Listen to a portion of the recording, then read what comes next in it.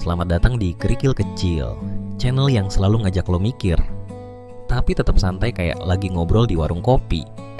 Banyak orang mikir kunci sukses itu adalah ledakan energi yang gede banget, kayak roket yang baru meluncur. Padahal, realitanya sukses itu lebih mirip tetesan air yang jatuh ke batu. Pelan, kecil, gak kedengeran. Tapi kalau ditetesin terus-menerus selama 10 tahun, itu batu karang pasti bolong juga. Di video kali ini, kita bakal bedah kenapa lo sering semangat di awal, tapi loyo di tengah. Dan kenapa konsisten itu adalah satu-satunya cheat code kehidupan yang nyata. Jujur aja, kita sering ketipu sama konsep motivasi. Kita nungguin momen mood bagus dulu baru mau gerak. Kita nungguin video motivasi bikin kita merinding dulu baru mau lari pagi. Padahal, motivasi itu kayak emosi, dia datang dan pergi seenak jidatnya. Kalau lo gantungin mimpi lo sama sesuatu yang labil kayak perasaan, ya jangan heran kalau progres lo juga naik turun kayak roller coaster. Lo harus sadar kalau motivasi itu cuma buat starter, tapi disiplin dan konsistensi lah yang jadi bensinnya. Orang-orang hebat di luar sana, atlet pro, CEO, seniman top, mereka nggak latihan pas lagi pengen doang. Mereka tetap latihan pas lagi capek, pas lagi hujan, pas lagi patah hati, bahkan pas rasanya muak banget sama rutinitas itu. Konsistensi itu emang gak seksi bro. Gak ada tepuk tangan pas lo nolak ajakan nongkrong demi nyelesain tugas. Gak ada yang nge-like foto lo pas lo lagi belajar sendirian jam 12 malam. Itu semua kerjaan sepi. Tapi justru di kesepian itulah karakter lo ditempa. Lo lagi ngebangun otot mental yang namanya grit atau ketabahan. Angela Duckworth dalam bukunya Grit bilang kalau bakat itu overrated. Orang berbakat yang males bakal kalah telak sama orang biasa yang punya daya tahan banting buat muncul tiap hari. Jadi, stop nungguin mood. Mood itu anak kecil, lo harus jadi orang dewasa yang tetap kerja. Walaupun anak kecil di kepala lo lagi nangis minta pulang. Ngomongin konsistensi, kita wajib bahas the compound effect atau efek bunga berbunga. James Clear di Atomic Habits ngegambarin ini dengan jenius. Kalau lo bisa jadi 1% lebih baik setiap hari selama setahun, di akhir tahun lo bakal jadi 37 kali lipat lebih baik. Gila kan? Masalahnya, otak kita itu nggak didesain buat ngelihat hasil jangka panjang. Kita ini makhluk yang pengen hasil instan.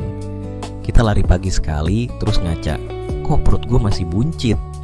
Kita nabung 1 juta, terus cek saldo, kok belum kaya? Karena nggak lihat hasil instan, kita berhenti. Kita nyerah tepat sebelum grafiknya naik. Ini yang disebut Valley of Disappointment atau lembah kekecewaan. Fase dimana usaha lo kelihatan sia-sia. Padahal di fase itulah sebenarnya pondasi lagi dibangun. Bayangin lo lagi mecahin batu gede pakai palu. Lo pukul 99 kali, batunya nggak retak sama sekali. Tapi di pukulan ke-100, batunya pecah jadi 2. Pertanyaannya, apakah pukulan ke-100 itu yang mecahin batu? Nggak bro. Yang mecahin batu adalah akumulasi dari 99 pukulan sebelumnya yang kelihatan gagal tadi. Jadi kalau sekarang lo lagi ngerasa stuck, ngerasa usaha lo nggak ada hasilnya, please jangan berhenti. Lo mungkin lagi ada di pukulan ke-99. Sedikit lagi pecah tuh batu.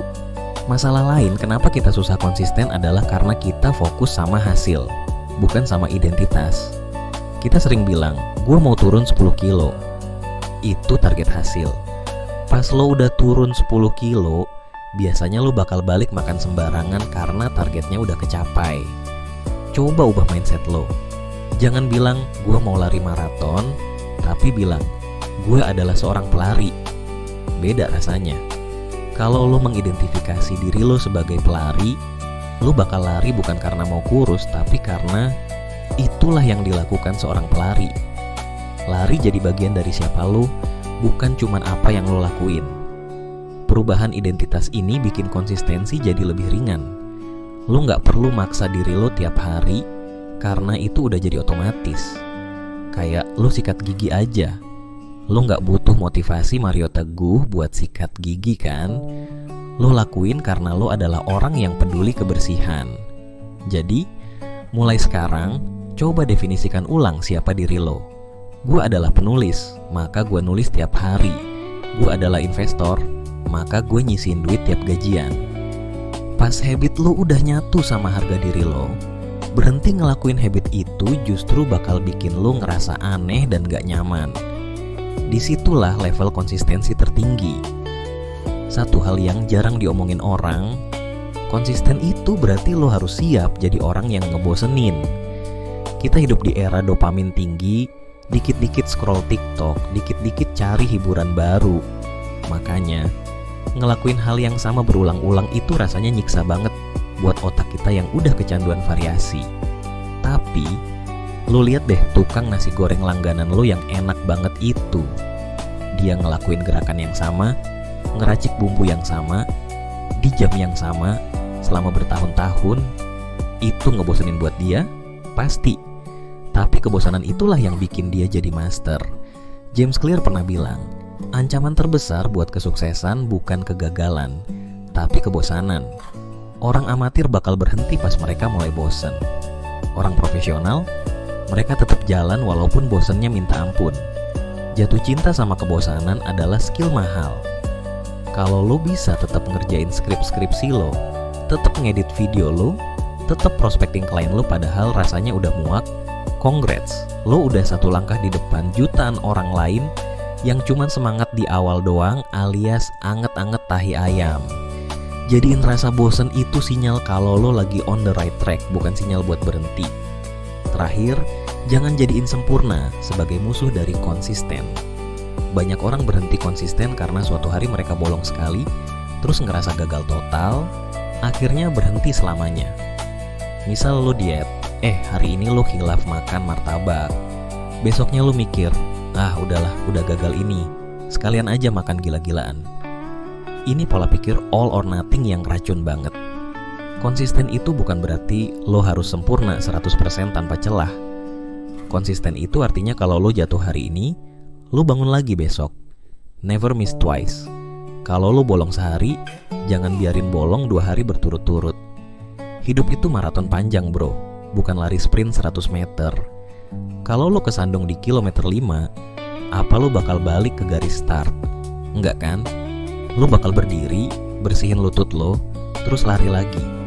Jangan terlalu keras sama diri sendiri sampai lo jadi takut buat mulai lagi.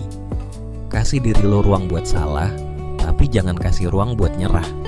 Ingat, satu hari yang buruk gak ngehapus progres lo selama sebulan. Jadi santai aja, napas, dan balik lagi ke jalur. Yang menang bukan yang paling cepet, tapi yang paling lama bertahan di lintasan. Oke, makasih banget udah nonton sampai habis. Kalau lo merasa video ini bermanfaat, jangan lupa like, subscribe, dan nyalain lonceng notifikasi biar lo nggak ketinggalan konten-konten kerikil kecil selanjutnya. Kita bakal terus ngobrol soal pengembangan diri, mindset, produktivitas, dan cara hidup lebih ringan di tengah tekanan zaman. Sampai jumpa di video berikutnya. Keep moving, keep growing, dan semangat!